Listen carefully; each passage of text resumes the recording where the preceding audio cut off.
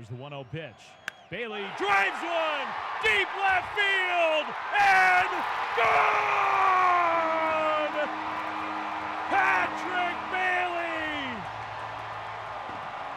Another walk-off for him, and this time it's a grand slam! Everybody at home plate, and Bailey touches home and gets crushed by his teammates.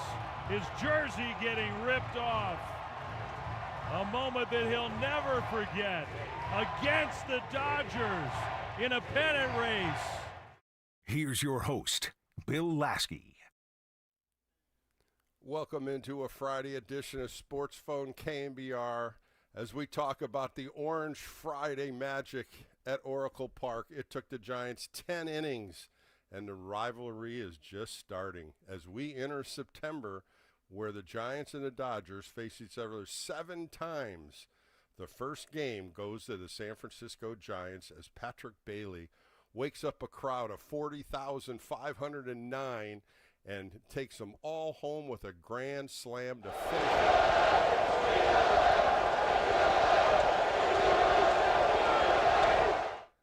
The San Francisco Giants, what a spectacular finish. And now there's a fireworks show going on. Why not?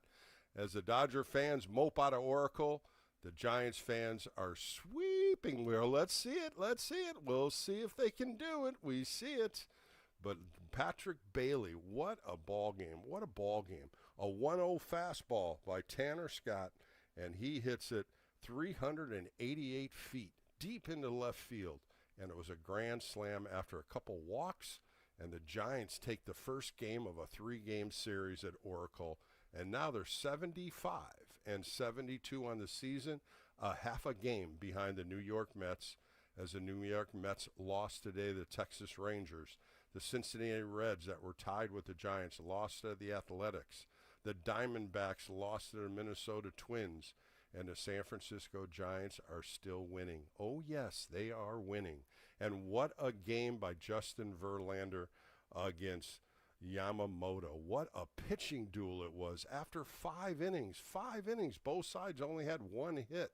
Yamamoto goes through 7 innings, retiring 20 in a row. Dreyer comes in, gets 3 more. The Giants couldn't even get a base runner.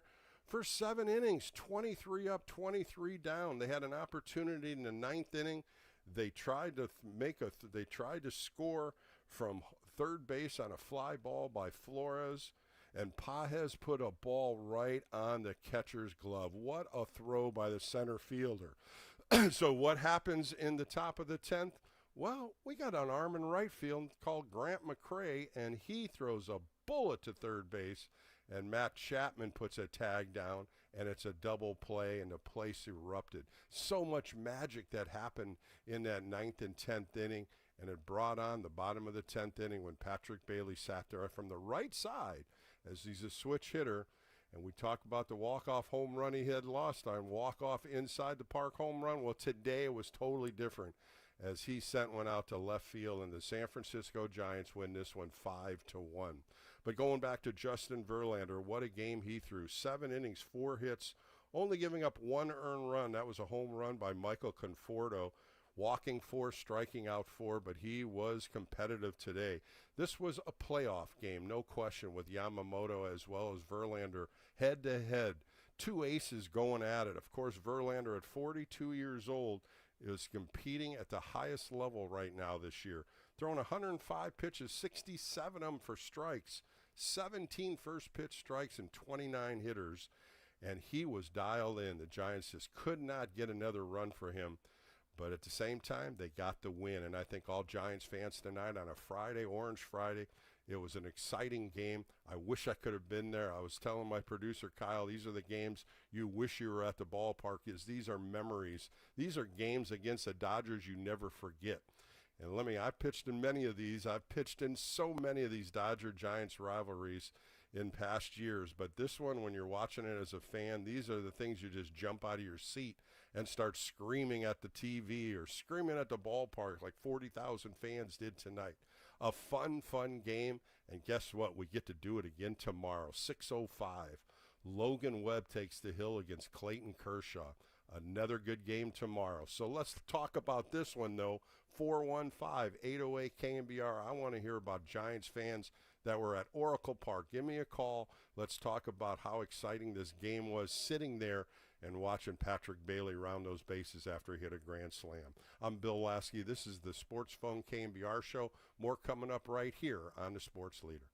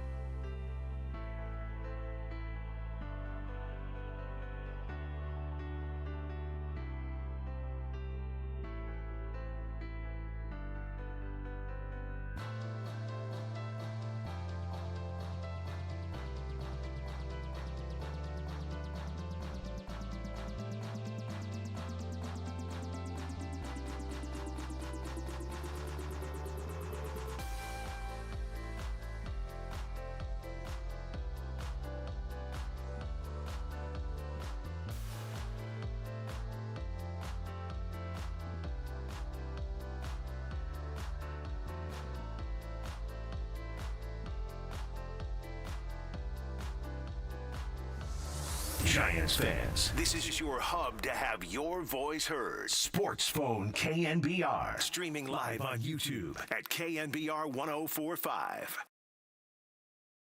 The pitch. Betts hits a high fly ball. McCray now playing right field, moves back. He'll come in a few steps and catch it. Rortvedt is going to tag. Here comes the throw, and he's out at third. Great throw by Grant McCray. Wow. Not only did he get the runner going from second to third, but he threw it right through the cutoff man. And so Ohtani has to stay at first. Now that was a tremendous throw. I mean, he got Rortvedt by 10 feet. Back on Sportsphone KNBR on a Friday edition with Bill Laskey. 101 miles an hour, Grant McCray threw that ball from right field to third base where Matt Chapman picked it and tied. Really just a beautiful throw where he tagged the runner, not even close. And it just, that whole place just erupted. Oracle was so magical tonight, and that's what's bringing this team together. The magic that Giant fans bring to Oracle Park is just amazing. And these are the games that you just get so intense with. And Giants fans today, 40,509 packed the ballpark tonight for a good rivalry game against the Dodgers, and the Giants pull it off. And now we're talking about a playoff push. 15 games left. A half a game behind the New York Mets. And this is where the grit starts gritting. These are the These are the games where you become a ball player. These are the games where you tighten up the belt and you want to play in each one. You want to be the star. You want to be the pitcher on the mound. You want to be the hitter to hit a grand slam. These are all magical things. These are things that are happening at Oracle Park. We've seen them before. Why can't we see them in 2025? All right, let's get to some fired up fans. Let's go to Danielle in San Jose. Danielle, good game today. What did you like the most? Wow, unbelievable. I still think that Bailey always does it in the clutch. But he is. Good call, I Danielle. Go ahead, and it was just beautiful what Grant McCray did, and getting that fly ball out and throwing to third for Beautiful another throw, out. wasn't it? That was fantastic. And I think the speed of that ball was over 101. It was sharp too. It was a nice throw, a low-level throw through the cutoff man, perfectly thrown right to Chapman at third. And he had just come in for a defensive replacement. He came in as a pinch runner. He tried to get home, but he got called out at home. They were trying to tag up on Flores' fly ball. Here's a guy off the bench that's been sitting there all game, and now all of a sudden he becomes the player of the game on the defensive side. What a great throw right there, Danielle. And what about the excitement at Oracle Park tonight? Magical, wasn't it? Amazing.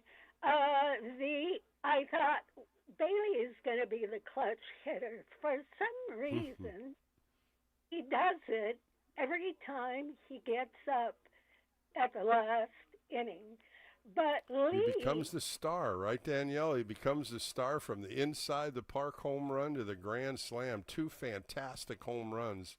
He has made Giants fans go home with a smile on their face. Chung Lee had tipped the bat, and they had called him out and changed that call, and they pitched to him one more time, and he walked. So Danielle, did you see the replay of that? The replay, that catcher caught that ball. On the replay, the glove was underneath that ball. It never hit the dirt. So the replay, they couldn't replay it, of course, but that ball, the umpire missed that ball.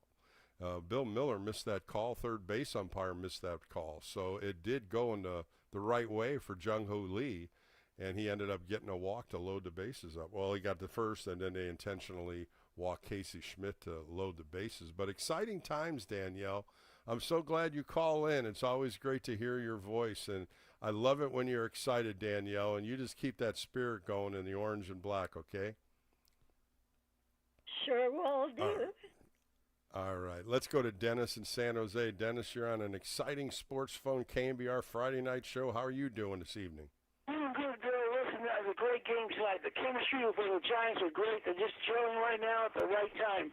The McCray should start tomorrow because he earned his way to start the game tomorrow. And then Why? Wait a minute. Hold on, Dennis. Right, stop, Dennis. Why would you think he deserves, just on the defensive play, you think he deserves to play? He won that game for us in a way. He's not going to play. I'm going to tell Dennis, he's not going to play because Kershaw's pitching, and McCray's a left-hand hitter, so you'll probably see Matos out there tomorrow. The another thing is I wanted to say is Verlander, he pitched a great game tonight, you know, and he's 42 years old and playing the level he's playing. I hope they sign him next year because he's going to bring good to our team.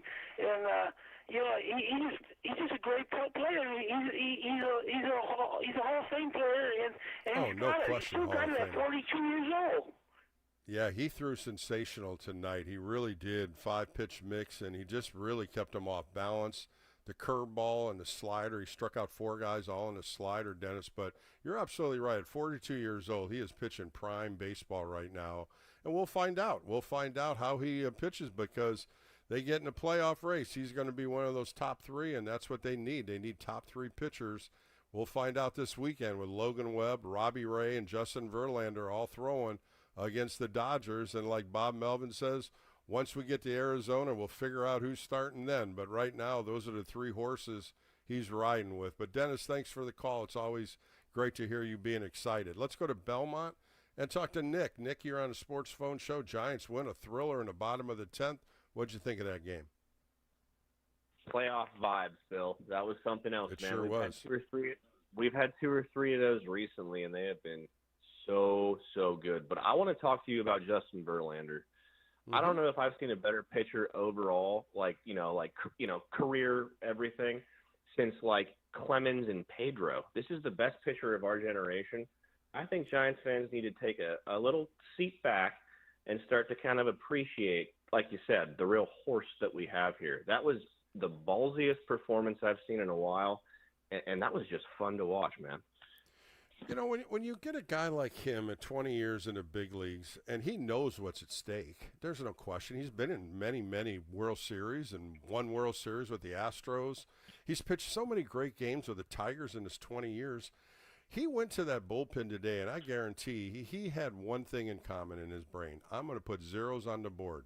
When you do that, you match the opponent's pitcher. That's how we always used to go into big games. He puts a 0 up, I got to put a 0 up. Now, if I'm like the home team, I'm putting a 0 up. And if we score, now I have to put more zeros up. And that's kind of what he did up until, Conforto hit the home run. He got in and out of jams. The one jam he got in the 4th inning, a base hit by Freeman, a walk by Muncy, 1st and 2nd, and nobody out. And then the play to get out of that inning when it was 2nd and 3rd, when Chapman caught that ball on the ground and threw to Smith, and Smith did the splits. What a fantastic play that was. And he got out of that inning. And that's just those innings where you get through them and you come sit down and you're like, man, I got to put more zeros on the board. He battled today. A couple great plays behind him. Casey Schmidt with the line drive where he caught it. Spectacular defense. And I think that's what the key is when you look at the Giants. Good pitching, and they had great pitching out of Lucchesi, Walker, Peguera, out of the bullpen, and good defense. Their hitting today, they struggled, no doubt about it. 23 up, 23 down, and they couldn't get a hit. They couldn't even get a walk, but they got through it, and they ended up getting 3 hits, and one was a grand slam, and they ended up winning it. And like you said, Nick, that's playoff baseball. You ain't lying, Bill. I mean, Verlander's an old-school dueler. He reminds me of a man like yourself. But that was just something else tonight, man. I'll remember. I don't know that if I could pitch at 42, Nick. But maybe it was not, good. It was fun. I'll tell you what. But you're right, Nick. 42, but I couldn't pitch either, man. And the thing about it, it was a battle, and they knew it was going to be a battle. Who was going to win the battle? And it ended up in the bottom of the 10th inning, and what an exciting finish. But, Nick, thanks for the call. It's always great talking to you. Let's go to Bob in Saratoga. Bob, on a good Friday night sports phone show, Giants pull it out, and we love when they beat L.A. Are you there, Bob? Bob. Bob from Saratoga. Are you there? All right, let's go to Mark in Paso Robles. Mark, you're on a Sportsphone KNBR Friday night show. Giants pull a great one out in the bottom of the 10th inning. What'd you think of the game? Hey, Bill, that was amazing. I mean, honestly, I don't want to beat a dead horse and everything with what Nick was just saying about Verlander. I don't think Verlander gets enough credit as far as what he brings to the clubhouse, as far as knowledge and that coaching. I mean, he's going to be a future coach, in my opinion. There's no doubt about that. But the reason that I was actually calling was because, like, you see Jung-Hoo Lee up there in the bottom of the 10th. He's got that runner on third base. And, yeah, he's got the count and his leverage, but he just doesn't want to swing the bat. And then all of a sudden, you talked about that guy that wants to he wants to get that bucket dumped on him by Adames, right? Yeah, you want that. You want that. Jung-Hoo Lee doesn't seem to be that guy. He doesn't want to swing it. He's like looking for that walk, and then he barely foul tips that ball. Barely, right? I mean, he caught that ball. That catcher caught that ball, Mark. On a replay, he got his glove underneath that ball, never hit the dirt. Which is non-reviewable. I replayed that. No, you can't do it. And they even checked on the third base umpire, and he said, no, it was hit the ground. And I saw what Bill Miller did. He looked at the ball to see if it had dirt on it, but I don't know if he looked at it or saw it. But on replay, even Kruk and Kipe said he caught the ball. And I played it back at commercial, and there it was. His glove was right underneath the ball. It was right underneath it. But you know what? That's where the break comes. The break comes in, and he gets a walk. It came in that time, but I just kind of feel like he's not like that. They bring him in as this big player. He wants to be in the spotlight, but it just doesn't seem like, to me, he wants to be in that spotlight. Like, he's not swinging the bat. Did you think, Mark, let me ask you something. Did you think he might have bunted? I thought he could have bunted in that situation. I was like, he could lay a bunt down here. He's a great bunter. He doesn't bunt enough. I thought maybe they would put a squeeze 100%. On, or maybe just a sack, just a bunt to get the ball down. Let Koss run from third. And he's a great contact hitter, and with nobody on first base, I mean, he needs to be up there swinging at those pitches that are basically right in the middle of the plate. One was a little bit high, one was a little bit on the lower half of the zone, but he likes them in the lower half. I mean, swing the stick, man. Like, you're up there, you want to win. That's right. I know Bob Melvin stuck with Ramos being a leadoff hitter. I would love to see Jung-Hoo Lee back in the leadoff spot and push everybody down one, but it's not going to happen. This is the lineup they're winning with. This is the lineup they're going to live with. Well, let's just hope Dominic Smith with his thigh injury isn't that bad, because they need him at first base. And that split he did on Chapman's throw, that was remarkable. He put on a clinic the other day. I forget who it was with, his partner against the Diamondbacks. I mean, he was just making play after play through. Oh, he was picking all the time. I love how he lobs the ball, lobs it to the pitcher. Everyone was right. The throw he threw to Verlander today was behind him, but he still flipped it. Yeah, it was good baseball. Good baseball, though, Mark. But thanks for the call on a Friday night. I appreciate it. Let's go to John in South City. John, you're on the Sports Phone with Bill Laskey. Good rivalry. First game of a 3-game series. Pretty exciting. Yeah, it sure was, Bill. That was quite exciting when Bailey hit that walk-off, man. That was pretty awesome, Bill. Never saw that one coming, did you? No, I didn't see that coming. I don't think anybody did. Everybody was hoping he'd just hit a fly ball. Just make contact. Get the ball in the outfield. And sure enough, what does he do? He takes it and goes deep. That's what I thought. Bill, I thought that ball was going to be in play. I thought, all right, it's going to be a sac fly. I was watching the game in the garage because I was like, all right, it's going to hit a sac fly. And then I was wrong when he hit it. I was like, see ya. That's Giants baseball magic right there. Since the Mets what's great about it is when he's rounding the bases watching the Dodgers walk off the field with their heads down. We used to love that when I played back in the day when the Giants and the Dodgers played, and they had to walk across the field to go down the tunnel at Candlestick. We loved it, and all the fans would be just screaming at them. You remember the old Candlestick days. Those were the great memories when they lost and they had to walk the walk. Oh yeah, I remember. I think Mike Krieger brought a story once up at Candlestick. Like when the Dodgers walked back to the long locker room, I think fans will be yelling, "We're gonna get you. We're gonna get you." And Lasorda used to get booed, and people would throw stuff at him. And Candlestick Park had a lot of magic. They had a lot of magic in Candlestick Park when Dodgers-Giants rivalries, especially Friday nights. Just like tonight, there was something about that game. There was something about both these starting pitchers going at it, head-to-head, inning to inning, fighting each other, both sides only having one hit through 5 innings. It was really a good, Verlander being a 42-year-old, Yamamoto being the young kid at 27 coming to the States from Japan.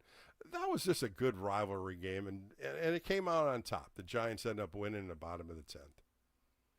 It sure was, Bill. And I want to give kudos to Grant McCraig. Throwing that runner out of third in extra inning.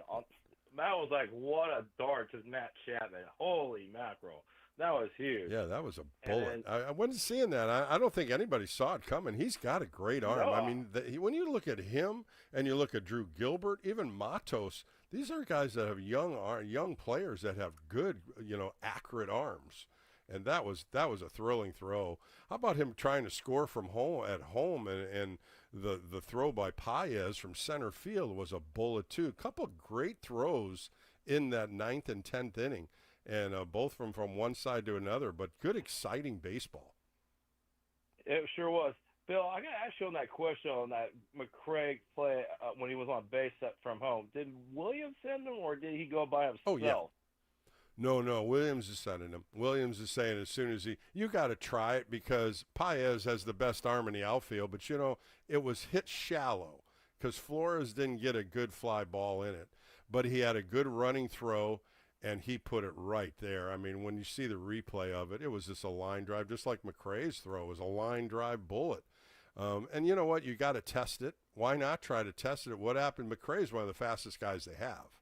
And, if that throws up the line a little bit on the first base side, he's under that throw. But a bang-bang play, I think Williams has tried, and I think it was a good move. It sure was. And I want to give credit to the Giants bullpen. They really pitched their butts off. They sure did. They really did. Yeah, Lucchesi, Walker, and Peguero, all three of them. That's going to be your main three coming out of that bullpen in the latter part of games. I think those are the three that he's really got faith in. And, Ryan Walker, good gut punch in St. Louis, but you know what? He's been throwing very well. I had the post-game that day, and for 2 months he had only given up 2 earned runs. So at that time, it just didn't work out for him. But he's right back on the hump, and he threw well today. And I think that's a kudos to him to forget about the past and worry about the present. But, John, thanks for the call tonight on a Friday. I'll be on all weekend if you want to call me back. Let's go to Palo Alto and talk to Mo. Mo, you're on a late night Friday night, but boy, oh boy, a lot of excitement at Oracle Park. Wow, what a game, man. That's just a classic game. I love a good pitcher's duel. And Ian Verlander, pitched the way he's pitched the last month and a half or so is just really invigorating. I think it's absolutely. The whole clubhouse. I'm glad you brought that up because he has been consistent, and he's been going out there 5, 6, 7 innings. Of course, the game in Baltimore, throwing 121 pitches. They gave him an extra day, and he goes out and pitched another gem. He's been consistently going 5, 6. Today he goes 7 innings, only 105 pitches, and I think what he's starting to get the feel of all his pitches: fastball, slider, curveball, sweeper, changeup. Those are all the pitches he used today. Got ahead of hitters, and he loved dropping that slow curveball in there. He did that a lot tonight. Yeah, I mean, we were listening to the game here, and it's just so great to hear the calls. And yeah, he just seems dominant, like his old self. I mean, I think he's pitched well for most of the year. He just, had some bad luck with some of his decisions. And well, he wasn't getting any run support. He would easily have more than 3 wins. He'd probably be close to 8, 9, 10 wins. I mean, get some runs for him. I mean, you look at Logan Webb with 14 and Robbie Ray with 11. Those guys could have easily had 15, 16, 17 if they'd scored.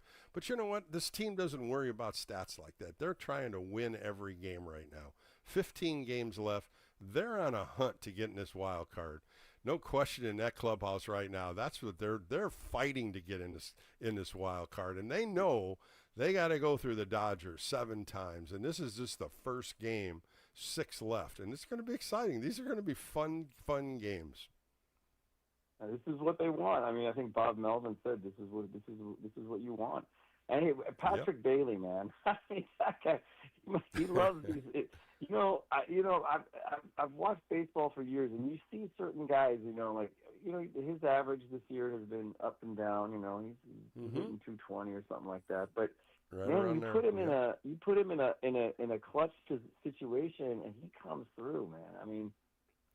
He did the interview. He did the interview with Kruk and Kipe after the game, and they asked him, "What were you thinking about?" He goes, "All I'm trying to do is hit a fly ball." And that's what your thought pattern you have to be in. Bases loaded, 1 out. You have to think that to get it up. You don't want to hit a ground ball into a double play. And he says, I guess I got all of that one. Yeah, you did. About 388 feet out to left field. Oh, bullet, too. That ball was up, and, man, he didn't miss it. Yeah, but certain guys, I don't know what it is. Certain guys, you put them in that position, and maybe they've not hit all game, but that they strive in those situations, and he just seems like one of those guys. I mean, I love what he does behind the plate, and when he was struggling early in the year. Fantastic defensive catcher, fantastic. And, again tonight, catching Verlander.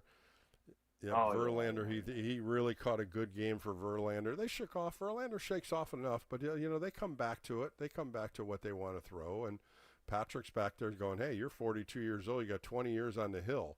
I'm going to listen to what you want to throw, and that's what you should do to a veteran pitcher.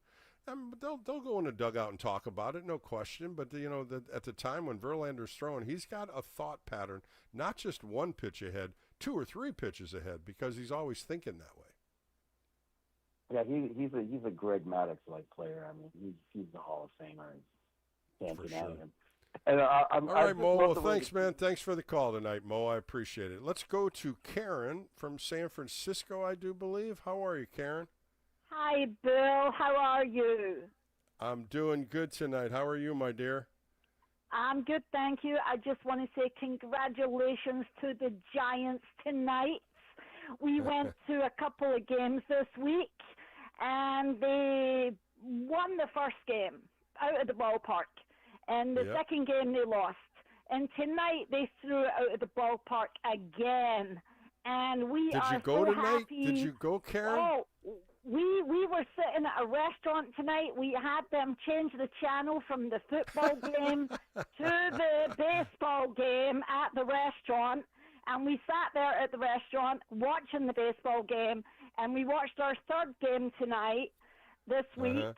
And we watched them throw it out of the ballpark, and we are so happy. I had my Giants T-shirt on and everything. So beautiful. And you were hopping in that. You were pretty excited watching that game tonight, and when they hit the home run, the place went crazy.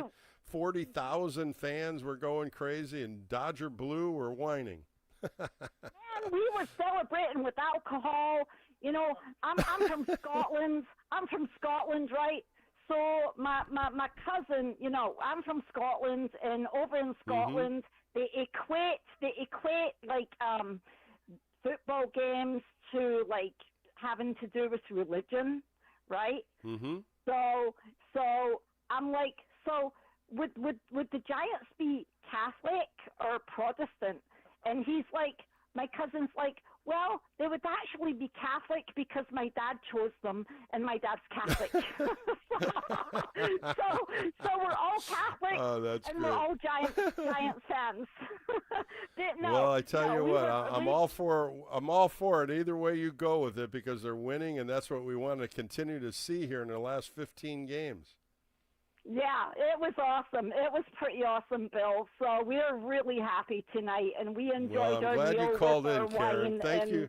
Yeah, it was awesome. Thank you, for Bill. calling, Thank you Karen. for talking. Thank you so much. I appreciate that excitement, and it gets all of us excited too. And when you hear the excitement from fans. And I love the accent from Scotland, Karen. That was awesome. I really enjoyed that. But you know what? That's what baseball is all about. That's what playoff baseball is all about. We saw it in 10, 12, and 14.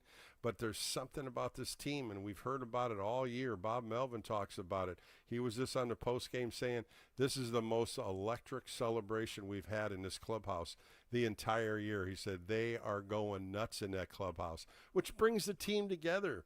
It brings that excitement together, brings that confidence together, and it brings that unity together for tomorrow at 6:05 when Logan Webb takes the hill.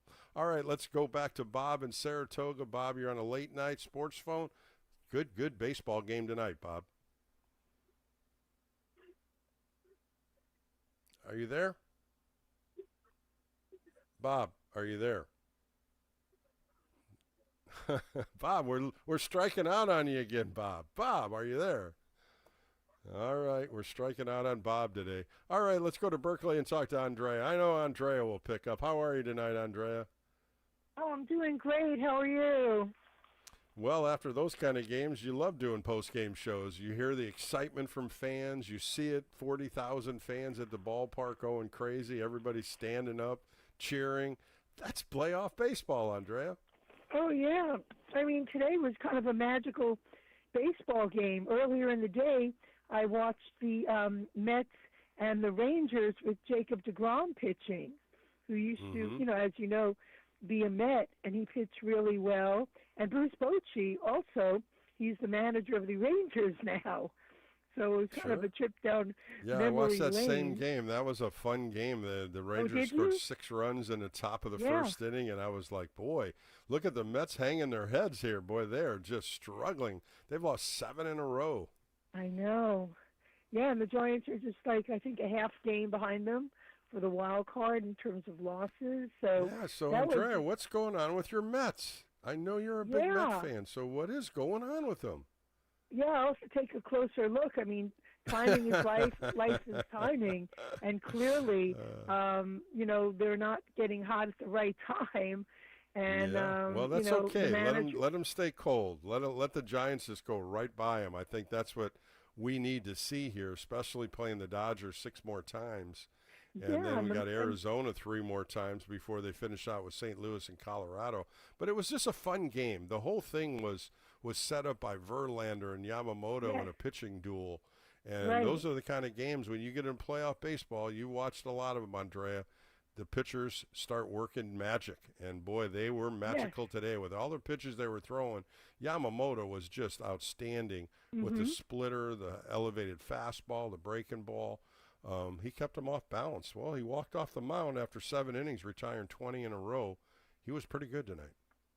Yeah, I mean, everything clicked. And, Verlander and 7 innings pitched did really well. And how about Patrick Bailey? Gemini, May 29, 1999. The second walk-off, he's like really exciting and excitable, a real catalyst. So that was just really fun dramatic. Times. Yeah, fun times at Oracle, Andrea, and we'll find out more tomorrow, 6:05, Logan Webb on the hill. I'll be doing a post-game show after that, and we'll hopefully have another win under our belt. But, Andrea, thanks for the call on a Friday night. I'm sure I'll talk to you over the weekend. Have an enjoyable Friday. All right, coming up next, I'm going to talk to Steve Kroner from Associated Press. We'll talk more about this game, some insight about the game, but fantastic calls with the excited fans tonight. Of course, why not? The Giants win 5-1 against the Los Angeles Dodgers. They're now 75-72, a half a game behind the New York Mets for that last spot in the wild card playoffs, and they have 15 games remaining, 15 games left in the 2025 season to keep climbing the ladder. We'll do it. We'll see it tomorrow, 6:05, Logan Webb against Clayton Kershaw. All right, I'll be right back on Sportsphone KNBR. I'm Bill Laskey, and we'll talk to Steve Kroner and tell him his thoughts about this game right here on the Sports Leader.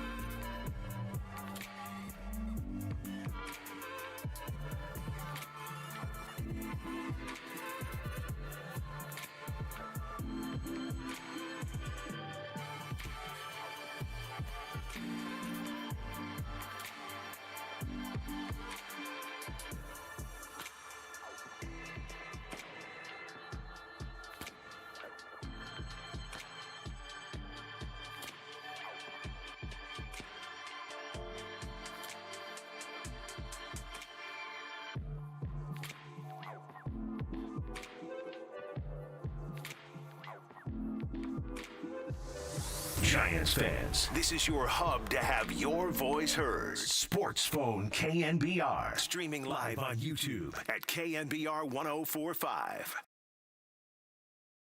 2 on, 2 out. The pitch. He hits a ground ball toward the hole. Diving Chapman has it. Stands up, throws to first, and he got him at first.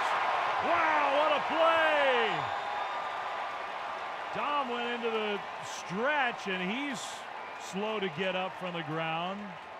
He may be hurt a little bit. The Dodgers asking for a minute, and they are going to challenge this play. And Dom Smith he might have hurt himself. Back on KNBR on a Friday night with Bill Laskey. Giants win a thriller at Oracle 5-1, a grand slam by Patrick Bailey in the bottom of the 10th inning. Just made the home team, all of them. Everybody at the ballpark was screaming. It was fun. The home team definitely went home smiling. Good defense. There was some great defense on both sides, Dodgers as well as the Giants. Some great pitching on both the starters and the bullpen from the Giants. The Giants end up winning the first game of a 3-game series against the LA Dodgers. With 15 games left, they're half a game behind the New York Mets. Exciting times as the Giants are trying to get into that wild card playoff position. All right, coming up now is my buddy he writes for the Associated Press, does a little Baseball America, follows the Giants, and always on the show on Friday nights. Love talking to Steve Colonel. Let's bring him in. Steve, how are you on a Friday night? Bill, obviously a pretty exciting game for Giants fans, and exciting game even for Dodgers fans. Before we get into it, and it's obviously a lot to discuss and a lot of fun things to discuss, I would be remiss in not mentioning our good friend Bob Milano, the former Cal baseball coach, had been the Cal baseball coach for 22 years from 1978 to 1999. Bob is near the end of his life, and Bob meant so much to Cal baseball. Sure he did. Meant so much to the people around Cal. I know he meant a lot to Bob Melvin, who played for him. Bob Melvin has talked about how much Bob Milano meant to him on a night when baseball is king in the Bay Area on a Friday night, and Bob Milano would love to be able to talk about it. So yeah, he does. Steve, thank you for bringing that up, and that's a big point. A good friend of yours as well as mine, and talking baseball with Bob for many years at different times at Cal games and different functions. He wore that Cal Bear hat with pride, and he did so well as a head coach there for so many years. So many great players went through Cal baseball under him, and the prestigious things that he did to make players grasp his knowledge of the game and learn more from him. There's a list of big league players that went through him, and we wish him and his family, it's such a trying time right now. I know you're very close to him, Steve, and our prayers go out to him as well as his family. But thank you for bringing that up tonight. I really do appreciate that. This game today Bill, was electric, Steve. Go ahead. Absolutely. I'm sorry. No, go ahead. Yeah, absolutely. Go ahead. A little bit. No, I just wanted to bring it in kind of change the mood a little bit, and sure. This exciting time. I mean, there was so many things that happened in this game. Especially Yamamoto putting up 20 up and 20 down. They couldn't even get a hit. They couldn't even get a walk off of him. But it was a pitching duel, Steve. It was a good pitching duel from Verlander and Yamamoto, and they went head to head, and that's playoff baseball in my mind. Yeah, I mean, honestly, a lot of times it takes a while to see if a pitcher's really got his stuff. But when he struck out Elliot Ramos to begin the game, and then he got ahead of Devers 0-2, I'm thinking Yamamoto's got no-hit stuff. Just that soon. And look, in a 5-1 10-inning game, there are a lot of plays that can be considered key plays. But a plate appearance that probably would get lost in all of this was that Rafael Devers was able to coax a walk after falling behind 0-2 in the first inning. And then Adames gets the double. If Devers doesn't get that walk the way Yamamoto was going, the Giants might not have scored in the first 9 innings. Yamamoto was that good. And Adames, the second pitch he saw, the fastball coming in, he rode it out to left center field. That was a bullet he hit. And then the Giants batters couldn't get on. Nothing happened. It was 1, 2, 3 on both sides. And I had talked earlier about Verlander getting out of the 4th inning with that great play by Chapman, the line drive right after the 5th inning with Schmidt catching it at second. You were talking about the good defense on both sides, the throws in the 9th inning and then the 10th inning by Grant McCray. That's why it's playoff baseball. This is where you have to look at both teams. It doesn't matter if the Dodgers have 82 wins.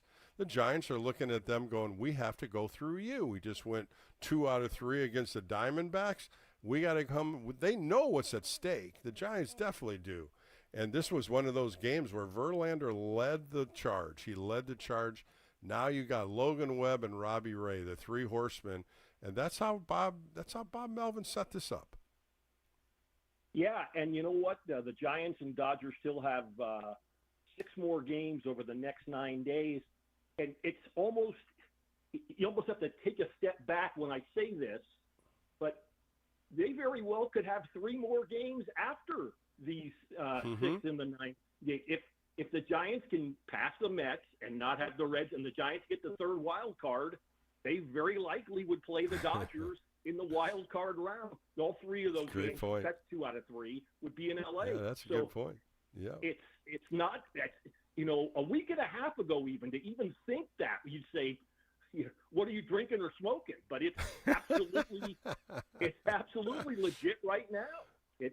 Well, Steve, we talked about it. You and I talked about this in August when we were saying the numbers are against them because they didn't have so many games left, and they were behind 2 or 3 teams, and we're like, it's going south, not north. Now all of a sudden they caught fire. They're 7-3 in the month of September, winning series left and right. The home run barrage they had, it's just taken time to get this thing rolling. As I said, Bob Melvin in his postgame said, this is the most exciting clubhouse we've had, and these guys are believing it. And you know as well as I do, when you start believing it, you start believing in the guy next to you, the next guy, the pitcher, and next thing you know, you got confidence that nobody's going to break. Yeah, and I believe, I'm almost sure, it was Tom Tolbert said this years ago, and it's one of those things that when you think about it, it makes a lot of sense, but Tom was the first person to me who said it explicitly. Look, the Giants have gained a lot of ground on the Mets in the last 2 weeks, and I think Tom was bewailing his Arizona basketball team that had lost a game in the NCAA tournament after being up by a lot late in the game. And he made the point, when a team overcomes a big deficit, whether it's within 1 game or in the standings over a week or 2, 2 things have to happen. The team that's behind has to play really well, which the Giants are doing, and the team that's ahead has to play really poorly. Because if there's only one of those things, you're not going to get close. Both things have to happen, and over the last 2 weeks, the Giants have played really well. Really, over the last 3 weeks, the Giants have played really well. And certainly over the last week, the Mets have played very poorly. Well, when you're looking at the last 18 games, Steve, 14-4. 14-4 the Giants have been playing. So those are all good things. Those are things that just keep adding up. And you look at Verlander, how you break Verlander's game down. And I was looking at the fastball. He threw 44 times, and he got it up to about 96. He not 97 or 98. He was steady at 96, 95 most of the time. And then the curveball, he threw 20 of them, and those were at 78 miles an hour, and that thing was 12-6. That was just like a floater coming in there, but a lot of the Dodger hitters were watching it. They were watching that pitch, and he got it in there a few times. The slider is what he came down on. Now, his slider breaks downwards. It doesn't break to the left most of the time. It goes down like a curveball, but it goes down toward like a back foot of a left-hand hitter. So, he mixed those pitches up. He only had 4 strikeouts, and all 4 of them were on the slider. The sweeper, he threw 9, the changeup at 7. But really, the pitches that he threw, the mixture of the slider and the curveball, he really mixed those up well, and then he elevated the fastball, and I thought that was a good pitch for him tonight. Bill, I'm always reticent to follow your pitching analysis because there's no way I can analyze pitching the way you can. Let's get that out of the way right now. But I will say I really thought his best pitch tonight was that 12-6 curveball. He looked like he and the Dodgers really off balance on that pitch. And when his fastball wasn't quite to the tick you would like it, you need a secondary pitch to be really good. And I thought that 12-6 curveball was great. Excellent. Yeah, it was a great little pitch. And where he throws it, and Kruk and Kipe talk about it a lot, so does Dave and John, his arm angle is up over his shoulder. I think Kruk said it. I don't know, at 42 years old, if I could get my arm over my shoulder. And he's throwing it straight over the top. And that's remarkable. As many pitches as he's thrown in his big league career, it's remarkable that he still can throw 96, 97, and he's in good shape. And I think that's what's pushing him over the 100-pitch mark. Now you look at Yamamoto, and he was really throwing fastballs, curveballs, and splitters. And what I like what Yamamoto did is he changed the sight line of the hitter. He'd go down under the zone and then elevate the fastball. He'd throw the breaking ball across the zone. He really used the three-pitch mix perfectly, and that's where you got guys swinging over the strike when they were ahead of hitter, 0-1, 0-2. That's where he was getting a lot of strikeouts because they were looking fastball or breaking ball, and he'd throw the splitter, and that splitter would fall right off the table and then swing right over it. He really pitched well tonight, and when you think about this, Steve, he had a no-hitter for 8 2/3 innings against the Orioles, and he gives up a home run. Not that long ago. Yeah. His last start, and he only gave up 1 hit in 7 innings tonight. So he's been pitching real well, and you saw the pitchers that don't get enough run support, and he was number 3 on Major League Baseball, and he's probably in there scratching his head just like Verlander does when he doesn't get that many runs. Well, Bill, let me ask you a big picture pitching question. You mentioned his splitter. Back in the 80s, back in the day when Bruce Sutter was the kind of the guy who really introduced it and was the most effective with it, and then Roger Craig, a man for whom you played, got a lot of the Giants pitchers to use it, and it was kind of the pitch of the 80s, and then it seemed as if guys shied away from it. I believe, tell me if I'm wrong, that it did perhaps lead to some arm problems or elbow shoulder injuries. Yeah, shoulders. It was more shoulders than elbow because you tried to throw it over the top. And if you take your second finger and your third finger and you split them across them, and you put the baseball in between those two fingers, that's how you're throwing that ball. And then you're pushing it up with your thumb. And you push it out and all the pressure goes right to your shoulder.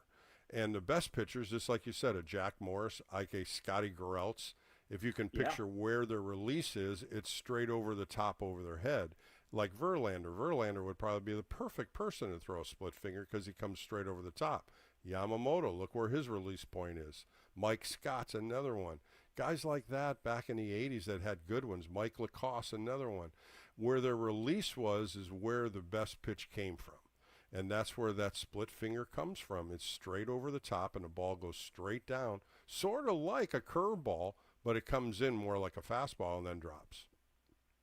Okay, so it doesn't seem like it's as prevalent now as it was in the 80s, but it has made a comeback. It certainly seems like at least a few more pitchers are throwing it than they did in the 90s and the aughts and the 10s. Why has it made something of a resurgence in the last few years? I think they're looking for a secondary pitch. They're mostly, probably the last 5 years is all velocity. I can throw 100 miles an hour. I'm going to throw 100 miles an hour every pitch. And then they try to throw the sinker at 95, 97. And I look at Rodriguez and I look at Duvall, and those guys are exact like that. That's why his elbow kind of blew out, because he's trying to throw a two-seam sinker at 95, 96. That's the pressure on the inner elbow. That's that tendon that really kind of loosens up and stretches out. You can't throw a pitch that hard and have the movement on it because it does stress on your elbow. The movement on a sinker is movement. You want less speed and more movement. Ryan Walker, he throws it at 92 to 94. That's about a good speed. Anything over 95 when you're throwing a two-seamer, there's so much pressure on your elbow, and that's where the Tommy John comes. That's where the injuries come. But going back to the split finger, if you can get it over the top, it's a great pitch, fantastic pitch. But where I was about 10 o'clock, a little sideways, I couldn't get on top of that ball, so the ball would tail more, and I couldn't throw it. And every time I threw it, the pressure would hit in the front of my shoulder, and I had to bag it. I couldn't do it. Some guys could throw it, some guys couldn't. There's certain pitches that I could throw that you couldn't throw. My slider was my best pitch. My sinker was my best pitch. Other guys couldn't throw it from where my arm slot was. But it was good baseball. That's how you learned how to pitch. You know, you learn to try to add pitches. That's what I love to see when Logan Webb's throwing a cross-seam fastball now or a cutter. Guys that are improving their pitches by learning different pitches and throwing it in their arsenal, that's what's going to make them a superstar, and that's what Logan Webb's done for himself. Yeah, I mean, if you look at this series, the pitching matchups, you know, you got perhaps how many? You've got, I think, two clear Hall of Famers with Kershaw starting tomorrow night and Verlander tonight, and who knows, you know, what Yamamoto and, you know, it's certainly too early to say that Logan Webb is a Hall of Famer, but it's not too early to say that he would have a shot if he would continue on his pace for the next, you know, 4 to 6 to 8 years. I don't know that Tyler Glasnow would rank Cooperstown, but he's certainly a pretty darn good pitcher, and Robbie Ray probably would be, with his career. His career is long enough now that he's had a really good career, but probably not Cooperstown-like. But to make a long story dull, as I'm doing, the pitching matchups in this series are pretty darn good. Yeah, they're playoff games. No question. Both sides set their pitching staff up to this. And don't forget, the Padres are only a game behind the Dodgers, so the Dodgers are looking to win too. It's not like they're cakewalking into the NL West Championship. And I think that's what stirs it. This is what's great about if the Giants continue to keep beating them, they could push them right out of the NL West first place, and that's even better in putting that knife in their wound. You know, you got a wound started here tonight. Let's keep building on it. And those 4 games in L.A. next weekend are going to play a big, big role. But by winning tonight's game, I think it's a big, big start for the Giants to believe that they can beat the Dodgers, because the Dodgers had beat them 4-2 in their first 6 matchups. Yeah, I mean, if you want to look at history repeating itself, and you don't want it if you're a Giants fan, in the 2 previous series, the Giants did win the opener each time, and then the Dodgers took the next 2. If you're a Giants fan, you know, you figure it's still too early to say you have to win these. I mean, because we're only a half game back with 2 weeks to go. You don't have to win either of these games, but certainly one more win would go a long way to keeping the momentum for the Giants. And this is weird too. Even a couple weeks ago, not only are the Giants games now much more compelling for Giants fans, but they're looking across the country and to the nation, to the state capital. The Giants fans have to thank the A's for beating the Reds tonight. Giants fans can give a tip of the cap to Bruce Bochy and the Rangers for taking care of the Mets.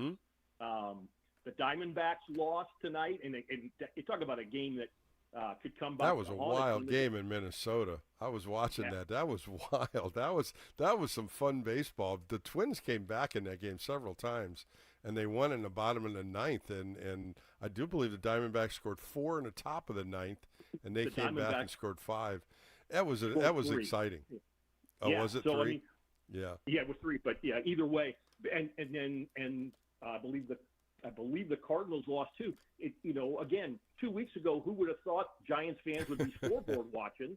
But they're scoreboard watching, and tonight the Giants could not have asked for a better set of results than what they got, because and I think the Padres lost too. The Padres are probably too far ahead of the Giants for them to catch them, but you never know.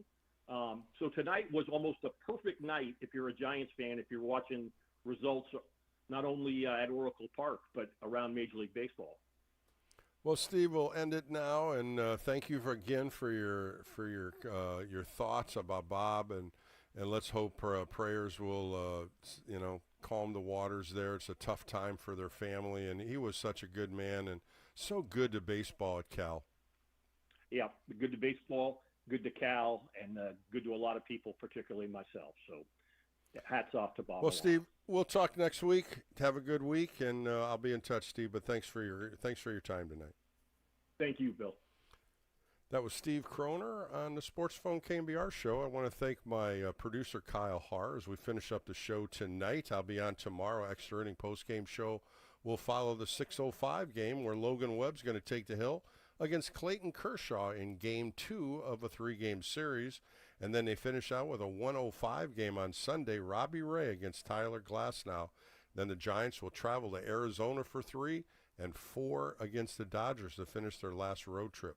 Giants now are 75 and 72 on this season. They're a half a game behind the New York Mets. So baseball's hot and the playoff picture is getting closer. I'm Bill Laskey. This has been the Sportsphone KNBR show. More coming up next right here on KNBR, the Sports Leader.